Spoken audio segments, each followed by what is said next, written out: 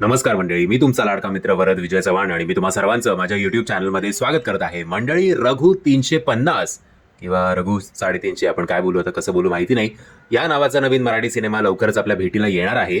अजून तरी या सिनेमाची 2 गाणी आपल्या भेटीला आलेली आहेत. एकाचं नाव आहे, एका गाण्याचं नाव वाघाच्या पाठीवर हात.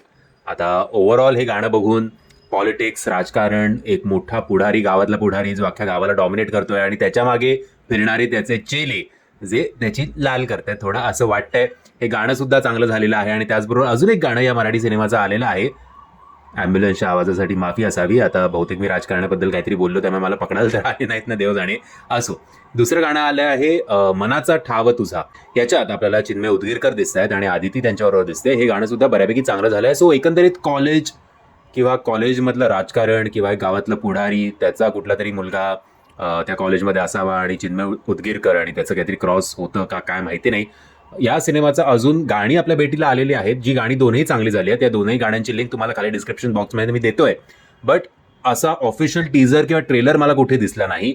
एके ठिकाणी मला कुठलं ते चॅनल, एक मिनिट, टकाटक मराठी या चॅनलवर याचा एक ऑफिशियल प्रोमो दिसला. प्रोमोपेक्षा असं म्हणून आपण इंट्रोडक्शन किंवा मोशन पोस्टर दिसला.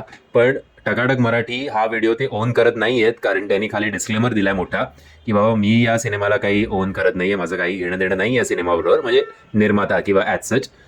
मी एक असंच मराठी सिनेमाला प्रमोट करायला हा प्रोमो टाकलाय.